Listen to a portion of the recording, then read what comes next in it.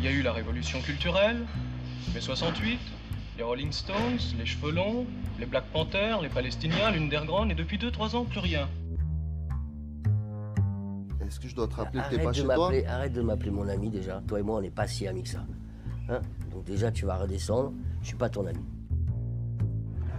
Tu me vois prendre mon pied et attaquer des vieilles dames avec nos futurs tatoués sur la poitrine? Je comprends rien de rien à ce qui se passe. T'as qu'à voir à la télé, les mecs, ils ont pas de ventre. On sait même pas s'ils chient. Mais célébrer, pourquoi vous voulez célébrer le cinéma? Parce Il est pas assez célèbre déjà? Ou il l'est plus assez? Bonjour, bonsoir et bienvenue à tous dans ce nouvel épisode du podcast L'Éclipse, et qui est d'ailleurs le premier que nous enregistrons en 2025, puisque l'épisode précédent qu'on vous a diffusé était un épisode en fait qu'on avait en backup depuis l'année dernière, pour temporiser un peu le temps qu'on se remette en route et qu'on profite chacun de la fin d'année, des fêtes, et qu'on reprenne le boulot. Et donc toute l'équipe, au nom de l'équipe, on vous souhaite une très bonne année. C'est pas trop tard, on enregistre ça le 18 janvier, donc je crois qu'on peut encore le dire. Donc comme vous avez pu le lire dans le titre de l'émission, cette semaine, on va parler du dernier film de Pedro Almodóvar, La chambre d'à côté. Et pour ce faire, je suis en compagnie de Jordan. Comment ça va, Jordan? Ça va très bien, je te remercie. Et toi? Ça va, merci. Et comme d'habitude, de Arthur. Comment ça va, Arthur? Bonsoir, ça va très bien et toi? Bah ça va. Oui, parce que je pars du principe que vous regarderez le soir. Vous écouterez. Ou le matin, peut-être, en allant au boulot. Alors, j'y pense parce que, juste avant qu'on commence, je précise, on a fait un live de bilan de fin d'année.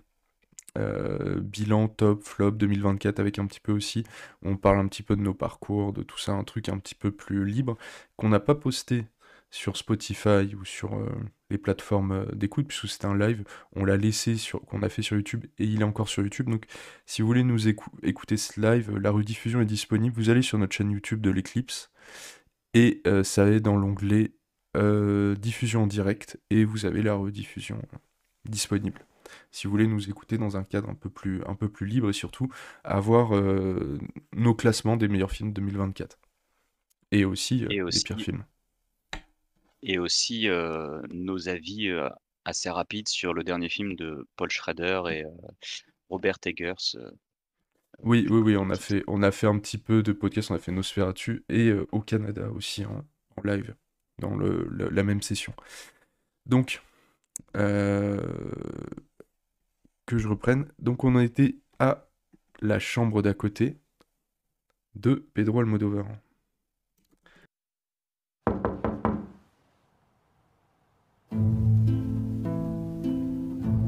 The snow was falling faintly through the universe, and faintly falling on all the living and the dead.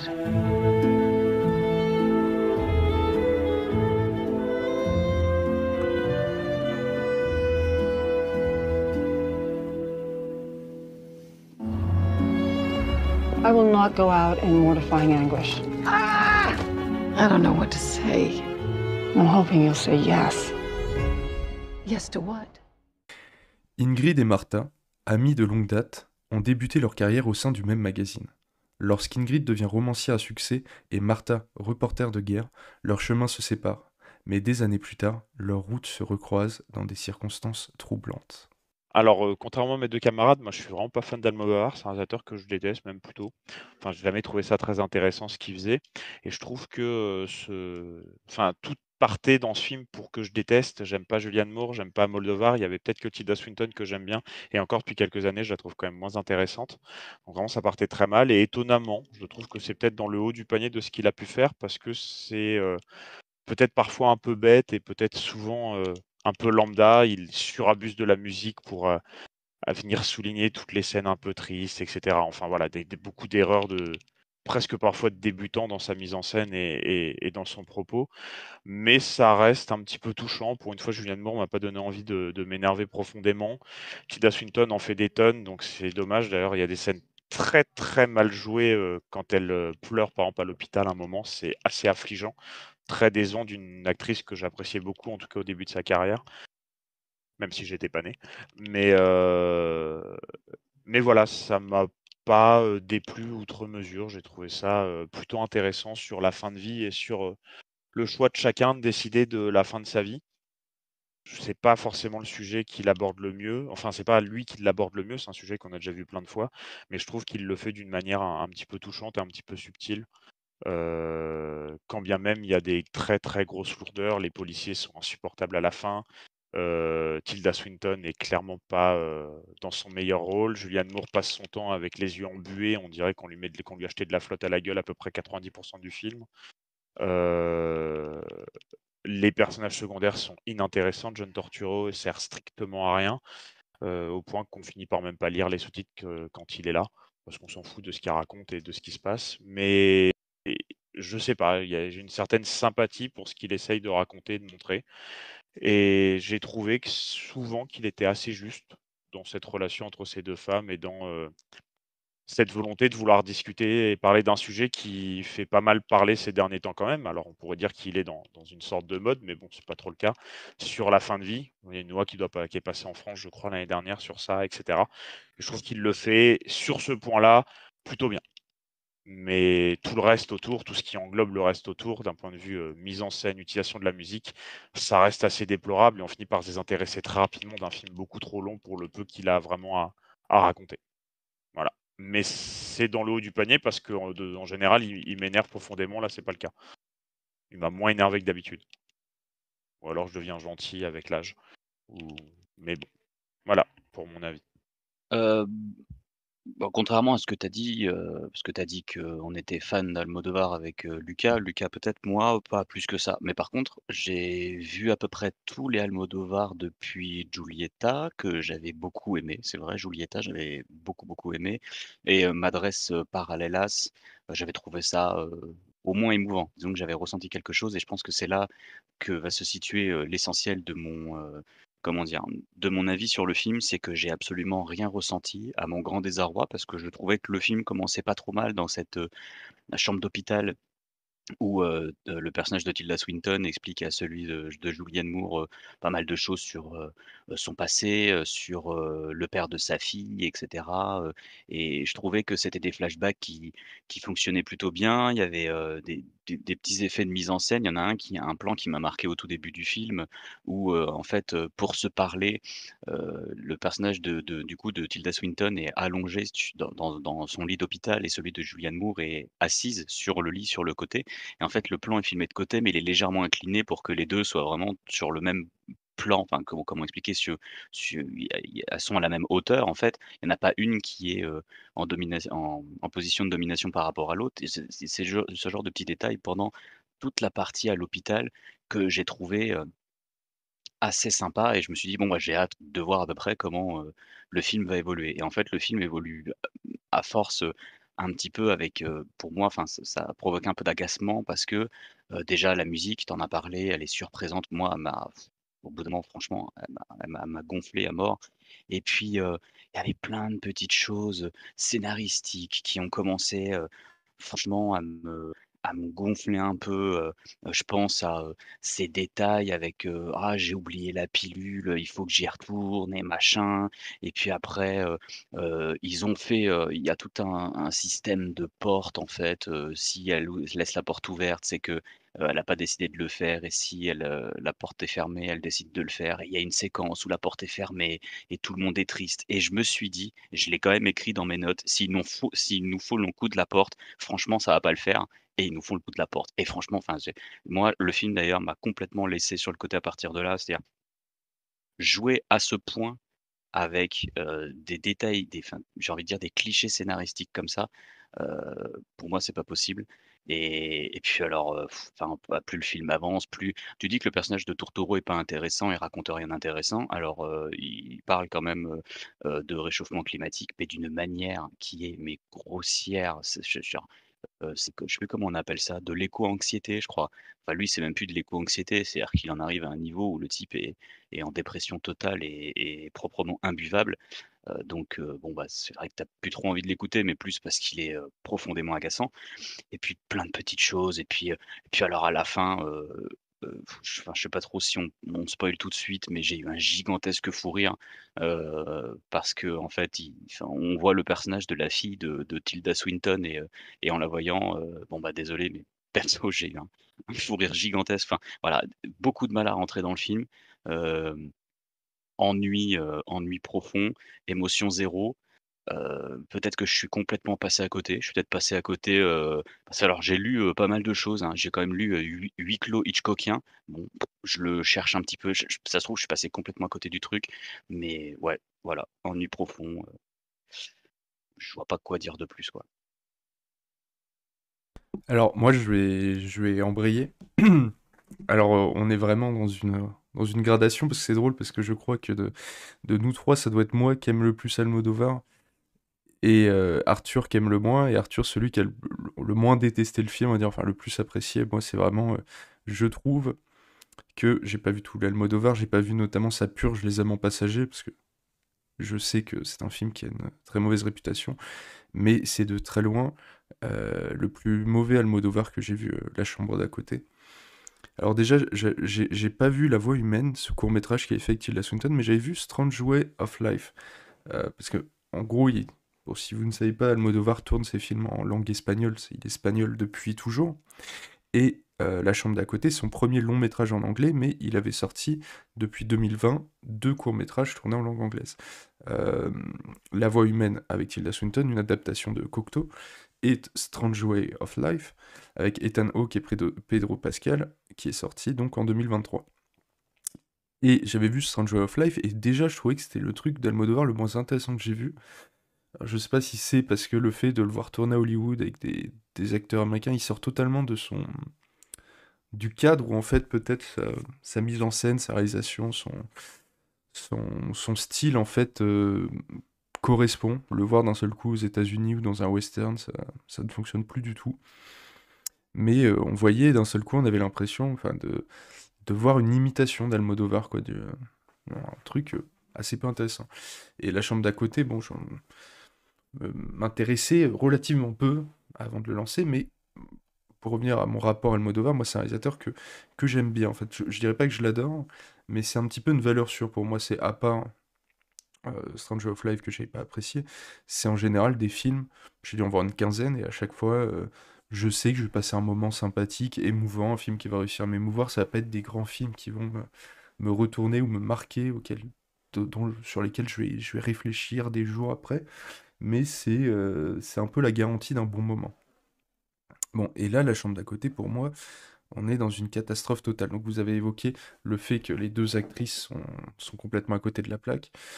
Je pense que il n'y a aucun personnage dans le film qui est appréciable. Et ça rend le truc déjà très compliqué, c'est-à-dire que le résumé que j'ai lu était pas très clair sur le film. On a évoqué des points, comme vous le disiez, c'est un film sur l'euthanasie, où en gros, c'est une nana qui veut se suicider, et qui demande à sa meilleure amie de l'accompagner dans ses derniers moments. Et comme le disait Jordan, il y a un délire avec des portes, c'est-à-dire qu'elle dort dans la chambre d'à côté, c'est le titre du film, et elle dit: un matin tu vas te réveiller, tu verras que la porte de ma chambre est fermée, ça veut dire que je me suis tué. Et il y a au bout, on va dire, de la moitié, voire presque entre la moitié et les 2 tiers du film, à un moment où Julianne Moore se réveille tôt le matin et la porte est fermée. Et elle sort pleurer parce que elle est dévastée de penser que son amie est morte. Et en fait, Tilda Swinton sort de nulle part et dit: ah non, non, en fait, je suis pas morte du tout, c'était un courant d'air qui a dû faire claquer la porte. Bon, comme l'a dit Jordan, au moment de la scène, je me suis dit: j'espère qu'elle est vraiment morte, parce que si c'est faux, c'est vraiment catastrophique. Et c'était faux, et d'autant plus, en fait, on avait envie de voir ça. C'est ce que j'ai noté en t'écoutant. Et je pense qu'en fait, ça aurait été intéressant de la faire mourir là, parce que la, la situation n'avançait pas. C'est-à-dire que la relation entre Julianne Moore et Tilda Swinton, il n'y avait plus rien à raconter. On se fait chier dans leur histoire depuis le début. Et c'est presque le plus intéressant, en fait, ça aurait été de montrer la suite à ça. Le deuil, en fait, après la mort de Tilda Swinton, et comment Julianne Moore avance dans sa vie, elle qui a peur de la mort, comment elle se reconstruit, etc. Parce qu'au final, Tilda Swinton est inintéressante au possible, son personnage dans le film, et c'est tout ce qu'on veut voir. Et au final, elle meurt peut-être à un quart d'heure de la fin, on a le droit à 5 minutes de scène d'interrogatoire insupportable, avec des flics caricatures au possible, et et il y a la fille de Tilda Swinton qui arrive. Très drôle ça. Moi aussi j'ai hurlé de rire quand j'ai vu ça. J'ai dit mais comment tu veux que je sois ému par ça. Et je note aussi, ce que je trouvais assez insupportable, c'est les citations littéraires de James Joyce, qui revient souvent dans le film, et à la fin avec la neige, on voit aussi James Joyce, et vraiment j'en avais juste marre. Je trouve que c'était pompeux, que ça fait vraiment tu sais, mes personnages sont des intellos, du coup je vais leur faire dire des trucs, ils vont citer James Joyce dans le texte, personne cite James Joyce dans le texte, personne apprécie sa lecture de James Joyce. Non, je plaisante, ça peut encore se discuter, mais ça parle de Faulkner, ça parle de... Oh là là, c'est bon, on a compris que les personnages sont des intellos new-yorkais, on dirait... Il y a vraiment un côté caricatural assez insupportable, et en même temps, pour revenir à cette histoire, là, je fais des un peu des zigzags dans ma pensée, mais je reviens. Le moment où il y a cette fausse mort à la moitié du film, Almodovar, quand on pense à des films comme, je sais pas, Parle avec elle, ou encore Étreinte brisée, tous ces films-là, il est assez fort pour mettre des espèces de retournements de situation au milieu du film, et de faire continuer son histoire comme si l'événement assez important qui va bouleverser de... et là où peut-être je rejoindrais Hitchcockien, c'est-à-dire quand on pense à Psychose, on a ce personnage, alors là je vais vraiment chercher loin, mais on a ce personnage, on voit la vie de la nana pendant une demi-heure, et en fait elle meurt, et on se rend compte que le film va raconter autre chose. Et j'aurais aimé que ce soit ça, qu'en fait Tilda Swinton meurt très vite, et que le film soit pas sur une amitié crypto-lesbienne entre deux vieilles, qui sont aux portes de la mort, mais plutôt un film sur comment le personnage de Julianne Moore, qui est en fait au final le personnage le plus intéressant du film, enfin qui aurait le plus de choses à dire, avance sur le deuil, sur son rapport à la mort. Et c'est n'est absolument pas ce qui est ce film, malheureusement. Donc voilà, je vous laisse rebondir. J'ai dit beaucoup de choses, mais... Bah, pour revenir, sur, je vais juste revenir sur un petit truc que tu as dit, c'est au niveau des citations de James Joyce, le film passe son temps à faire des citations, d'art en général. C'est-à-dire, ça va parler, des tableaux de Dennis Hopper, Dennis Hopper? De Hopper? Bref, je me rappelle même plus du Non, prénom. Dennis Hopper, c'est le réalisateur et l'acteur, non, Ah, c'est ouais, c'est un Edward réalisateur, Hopper. ouais. C'est Edward Edward Hopper, Hopper, pardon. ouais. Oui, j'étais sur le cinéma, oui pardon, de Edward Hopper, donc le peintre, qui d'ailleurs, bon, accouche d'un plan, vers la fin où Almodovar essaye de refaire un plan, d'une peinture qu'on voit dans le film, hein, d'ailleurs, qui j'ai trouvé le plan plutôt joli. C'est un des derniers trucs, enfin, c'est un des trucs de la deuxième moitié du film que j'ai pas aimé, que ça j'ai beaucoup aimé, le plan, et je le trouve assez Oui, gracieux. tu parles de la seule idée de mise en scène de tout le film, qui en plus est très vulgaire parce que c'est une citation de peinture avec les couleurs et tout, ça te refait. C'est C'est ça, la seule idée de tout le c'est ça film, hein. exactement. Bah, c'est oui, oui, non, bah, voilà, enfin, je trouve pas que ce soit la seule idée de tout le film, en tout cas, c'est la seule chose qui m'a plu à partir du moment où ils arrivent dans cette maison, un peu, enfin, un peu high tech, je sais pas quoi là, en pleine forêt, perdue au milieu de nulle part. C'est un des seuls trucs que j'ai trouvé vraiment bien, heu, mais voilà, le film passe son temps à faire des citations. Enfin, je veux dire, il regarde, à un moment donné, il regarde des films, il regarde un film avec, Buster Keaton, il regarde les gens de Dublin, enfin voilà, ça passe, c'est vrai que ça passe son temps à faire des références qui frôlent un peu le name dropping. Alors je l'ai pas vu, vous confirmerez si vous l'avez vu, il paraît que ça ressemble énormément à Persona de Bergman. Enfin voilà, il y a beaucoup de choses comme ça, qui, bon quand tu ce qui en plus est un peu étrange, c'est que Attends. généralement Attends, je suis désolé, je me permets de te couper, mais je vois l'idée vas-y, vas-y. Persona de Bergman. Alors, Persona de Bergman est évidemment un milliard de fois mieux, et c'est très mauvais. Moi, j'ai plutôt pensé à Sonate d'automne, pour le coup, de Bergman, sur la décrépitude. Bon, c'est une mère-fille, je crois, dans Sonate d'automne, ça fait longtemps, mais on voit, c'était le fait de voir Ingrid Bergman très âgée, ouais, Ça fait un peu ça de voir Julianne Moore, tu sais, pendant tout le film, c'est une actrice, évidemment, je dis pas qu'à 65 ans, t'es périmée, loin de là, mais ça fait bizarre, en fait, de voir ces femmes âgées, c'est pas quelque chose qu'on a l'habitude de voir au cinéma, et donc c'est pour ça que je pense à ça d'automne. Pour Persona, euh, faut vraiment aller se faire foutre, hein, si tu... Les gens qui sont là, qui vont te dire que c'est du niveau de Persona, ou que ça, c'est dans la continuité de Persona, non, faut pas pousser. Peut-être pour le Bah, côté j'ai pas crypto-lesbien, limite, mais... j'ai pas forcément lu que c'était du niveau de Persona, mais beaucoup ont comparé le film à ça et d'ailleurs, pour le coup, j'ai pas vu Persona, mais je connais, certainement un de ses plans les plus connus, Almodovar, s'amuse à plus ou moins le reciter à un moment donné, quand, Tilda Swinton, elle est couchée sur le lit et Julianne Moore se couche à côté d'elle, en la regardant avec, le visage, de Swinton qui la coupe de moitié. Ça fait penser à un plan de Persona et bon, encore une fois, c'est pas hyper subtil. Non, un truc qui m'a enfin, du coup, tu m'as coupé et que je voulais juste conclure là-dessus. Ce qui est un peu étrange, c'est que généralement, quand tu t'amuses à pomper des références des références culturelles un peu partout, tu le fais de manière, presque un peu pirate. C'est-à-dire que tu utilises la référence, tu fais un peu l'intellectuel, mais tu cherches pas forcément à abuser dessus et lui, Almodovar, en fait, c'est limite s'il t'explique déjà en amont que plus tard, il va pomper la référence pour la réutiliser. Enfin, je sais pas, c'est un peu étrange. Ça fait vraiment le côté, on dirait presque un en fait, du coup, en parlant, quand tu as parlé tout à l'heure de toute ton intervention, je me suis dit: «On dirait un pastiche de Woody Allen». Tu sais, ces films un peu intello qui passent leur temps à faire des références à des machins, à New York avec des personnages insupportables dans des belles maisons. Enfin, je sais pas, on aurait dit un peu un film comme ça, tu as l'impression qu'il se fout de la gueule des films de ce genre-là. Enfin, je sais pas, j'ai trouvé quand tu le décris et mais avec le recul, ça me donne un peu ce sentiment-là, quoi.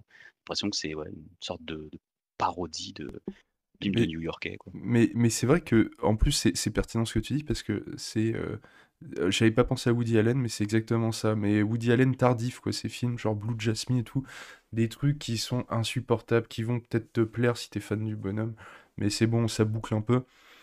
Et d'ailleurs, Almodovar, on peut dire que ça bouclait un peu, mais c'est aussi ce qui faisait son style, quoi. On appréciait sa manière de filmer les femmes, de mettre en scène les mères, tout ça, mais les relations mère-fille, des trucs. Mais là, là aussi, il y a un truc insupportable, on l'a pas évoqué, mais je trouve qu'il y a une vibe film à Oscar. Et peut-être parce qu'il y a Julianne Moore dedans, je sais pas, mais t'as cette vibe de film très lisse, en même temps qui joue un petit peu sur des cordes sensibles et tout, mais à aucun moment on retrouve Almodovar, il a pu faire des choses assez subversives dans sa carrière, des films qui vont jouer avec des frontières morales. Bon, je pense, j'en parlais tout à l'heure, mais Parle avec elle, par exemple, ou des films comme ça, mais ouais. Non, je trouve que c'est très plat, c'est très fade, et que même sur le sujet de l'euthanasie, non seulement il apporte rien d'intéressant comme discours, mais en plus il nous fait même pas ressentir le- il nous fait rentrer en empathie pour les personnages, donc ça ne fonctionne pas. Ouais, je vais peut-être rebondir sur un dernier truc avant peut-être, s'il y a plus rien à dire. Mais c'est vrai que les citations en continu, ça m'a aussi saoulé. Je veux dire, au début, il commence par Woolf, ensuite c'est Joyce, enfin c'est clairement lourdingue. Alors le seul intérêt, c'est que ça m'a donné envie de lire une nouvelle de Joyce. C'est peut-être le seul truc intéressant que le film m'a apporté là-dessus. Mais à part ça, c'est tout le temps. Je veux dire, au début, elle passe 10 minutes à citer Woolf, je crois, à un moment sur une scène sur un banc, ou en tout cas plusieurs fois, Virginia Woolf. Et tu sens en plus pourquoi c'est cité. Je veux dire, c'est même pas subtilement cité, tu sais pourquoi c'est cité. Il y a ce côté, comme tu dis, film lesbienne, un peu comme ça, enfin relation un peu lesbienne, et tu sais qu'ils vont citer Wolf un moment, c'est lourd en fait, c'est pas subtil une seule seconde. Euh, hmm, Par contre, en effet, ça m'a donné envie de lire Jean de Dublin de Wolf parce que de Joyce, parce que j'avais pas trop apprécié le film et je me dis bon, voir à peu près d'où ça sort. Je sais pas si c'est vraiment une adaptation le Houston de Joyce, mais bon, on verra. Et puis tu revenais sur le personnage, tu parlais du personnage de Julianne Moore qui est peut-être le plus intéressant du film, mais le problème c'est qu'il en fait rien. On sait qu'elle a une peur phobique de la mort parce que de ce que j'ai compris au début du film, elle a écrit un livre sur ça, Non, sur la mort. c'est elle qui a le plus de potentiel d'être intéressante, plutôt. Oui, oui, elle a plus de potentiel d'être intéressante parce qu'il y a cette phobie de la mort, parce que finalement elle va aider sa pote à passer dans l'au-delà, dans l'idée, ou en tout cas être aux côtés d'elle quand ça a passé, et il en fait rien en fait. Enfin, il y a aucun moment où il réutilise cette phobie-là, où il réutilise le fond du personnage pour parler de quoi que ce soit d'autre Tilda Swinton qui s'emmerde qui l'arnaque en faisant semblant de fermer sa porte. Si on revient sur la scène de fermer sa porte, je suis d'accord avec vous sur le fait que le film aurait dû, enfin la mort aurait dû venir là. Au moins ça aurait été surprenant. Alors que finalement, quand la mort arrive, c'est ultra prévisible. Tu t'y attends. Tu sais que c'est à ce moment-là en fait. Parce que le film s'étire sur 2 heures alors qu'il a de quoi faire un court métrage au départ. Un peu comme Woody Allen depuis 10 ans, en fait, c'est exactement la même chose et je trouve que votre comment on appelle ça? Merde, je trouve pas mes mots. Comparaison? Votre parallèle ou comparaison est très juste. Sauf que Woody Allen n'arrive pas à diriger Julianne Moore qui est insupportable chez lui, là au moins je la trouve moins insupportable. Mais on est vraiment dans ça, dans des films qui pourraient durer 40-45 minutes et qui s'étirent sur 1h30, 2 heures. Parce que s'il faut s'étirer, alors que ça n'a rien à dire de particulièrement intéressant, et ça étire, alors que si le film s'était à la moitié fini sur la première fermeture de porte, en faisant peut-être 15-20 minutes ensuite sur le deuil, etc., bah, il aurait duré moins longtemps et il aurait été moins prévisible et peut-être plus intelligent finalement sur la chose. Je vais finir peut-être sur ça, revenir sur Persona. Il y a peut-être des références, soit Persona, c'est pas le Bergman qui m'a le plus touché, mais on est quand même à 1000 lieues au-dessus de ce truc-là d'un point de vue subtilité quand même. Et pourtant, je suis peut-être de nous trois celui qui a le plus apprécié parce que étonnamment, je trouve Julianne Moore assez touchante, même s'ils en font pas grand-chose dans ce film, contrairement à d'habitude. Ce qui fait que j'ai un peu plus apprécié que vous, ce film-là. Étonnamment, Julianne Moore a réussi à me toucher, là où d'habitude, Almodovar ne me touche absolument pas. Là, il y a peut-être un petit quelque chose autour d'un personnage qui pourtant est assez creux. C'est assez étonnant, mais voilà, sur les 2 points auxquels je voulais revenir. Donc, lourdingue dans ses citations, lourdingue dans son propos, Tilda Swinton totalement à côté de la plaque, Julianne Moore totalement sous-estimée, et pourtant un tantinet touchante. Bref, vous déplacez pas au cinéma. Hein. Voilà, c'est une bonne conclusion, c'est ce que j'allais dire. Je pense qu'on a fait le tour. Je sais pas si Jordan, tu veux rajouter quelque chose? Disons que moi, quand je vois un film que j'ai pas aimé, souvent d'un mec comme ça, je me dis: «Tiens, est-ce que je serais pas passé un peu à côté, de quelque chose?» Tu vois? Je parlais tout à l'heure, les gens parlent de huis clos hitchcockien. Je me suis demandé: «Est-ce que je suis passé à côté du film où, en fait, c'est 2 femmes qui finalement, elles s'aiment pas et elles essayent de se vampiriser l'une l'autre. Elles essayent de se mettre des bâtons dans les roues entre, Swinton qui fait le fameux coup dont je parlais tout à l'heure, le coup de la pilule, le coup de la porte, qui essaie un peu de se foutre de sa gueule, de la torturer psychologiquement. Et à côté, la Julianne Moore, on sait que c'est une écrivaine qui récupère des histoires et qui en fait de la fiction, et où tu sais que tu es là, qu'en fait, elle profite de ce moment-là pour avoir une super histoire, pour pouvoir vendre un super bouquin. Et tu te dis, bon, si c'est ça le truc, je trouve que c'est mal foutu parce que du coup, tu ressens jamais vraiment ce côté vampirique en fait entre ces 2 femmes qui, est-ce que réellement elles se détesteraient au fond, quoi, tu vois? Et je sais pas, ouais, peut-être que je suis passé à côté, mais bon, voilà, Non, c'est non, mais je il y a 2-3 trucs qui nous mettent sur cette piste-là. Je pense notamment au fait qu'elles ont aimé le même homme et que Julianne Moore ose pas dire à Tilda Swinton qu'elle le voit encore, ou simplement le fait que Tilda Swinton aussi. Mais ça c'est des choses qui sont presque soit pas assez présentes dans le film, soit présentes d'une manière trop explicite pour que ce soit vraiment intéressant. Mais je pense notamment au fait que Tilda Swinton est insupportable et qu'en fait, à un moment, on a envie de lui dire, tu prends quand même un peu en otage ta pote, là, tu vois, c'est un peu égoïste ce que tu fais. Même si, bon, c'est elle qui souffre, on a cette espèce... Et encore, ça, c'est des choses que je crois que j'ai vues, je sais même pas si c'est vraiment conscient dans le film. Mais en tout cas, oui, moi, clairement, je pense... Je vais conclure, sauf si après vous avez encore des trucs à rajouter, mais je pense qu'on peut dire que si, comme tu disais Arthur, ne vous déplacez pas au cinéma, c'est pas nécessaire. Et si vous ne connaissez pas le Almodovar, je peux vous regarder. Vous pouvez avoir des portes d'entrée bien plus intéressantes comme Tout sur ma mère, ou Étreinte brisée, ou Volbert. Mais c'est vraiment c'est un film très peu intéressant qui en plus transpire, je pense, je sais pas quel âge a Almodovar, il doit avoir un peu plus de la soixantaine. Ah, il a 75 ans. Donc je pense qu'on a ce truc un petit peu pathétique du film, un peu du vieux qui commence à être obsédé par voir sa mort arriver, mais qui en parle très mal en fait. Et voilà. C'est qui en parle mal. Tiens, pour conclure, Je qu'est-ce vais que vous juste avez... Ouais, vas-y. Je vais juste rajouter un truc qui en parle mal et puis, c'est vrai que tu as dit tout à l'heure que le sujet de l'euthanasie, enfin de ouais, euthanasie, je sais pas trop comment appeler ça parce que c'est plus un bah, c'est juste un suicide, en l'occurrence et elle est là, mais c'est un suicide médicamenteux, quoi. Mais, le sujet sur la fin de vie, l'euthanasie, je trouve qu'il est pas du tout touchant, il est pas du tout original et puis, moi je conclurai juste en disant, c'est limite si la mort de Godard m'a plus fait réfléchir sur la fin de vie et l'euthanasie que ce film de 2 heures, quoi, où tu passes 2 heures à tu sais pas ce que raconte le film là-dessus, quoi. C'est pas vraiment sur l'euthanasie, c'est plus sur le choix de choisir quand est-ce qu'on meurt, à la limite. C'est pour ça que la partie avec les flics est juste absurde et totalement débile. Mais oui, ça parle pas de l'euthanasie, clairement. Enfin, en tout cas, pas intelligemment, si c'est sur ça que ça veut aborder, que le film veut aborder un sujet. Mais donc, moi je pensais, pour conclure aussi, je disais que c'est pas l'Almodovar le plus intéressant, mais est-ce que vous avez des films qui traitent de la mort, des films de réalisateurs vieillissants qui abordent le sujet de la mort qui arrive et qui le font bien mieux? Moi j'ai en tête, Bah, Au Canada de Schrader, oui, dont on a parlé un peu dans l'épisode dont tu parlais au début, mais ouais, dans il l'aborde le beaucoup mieux. live.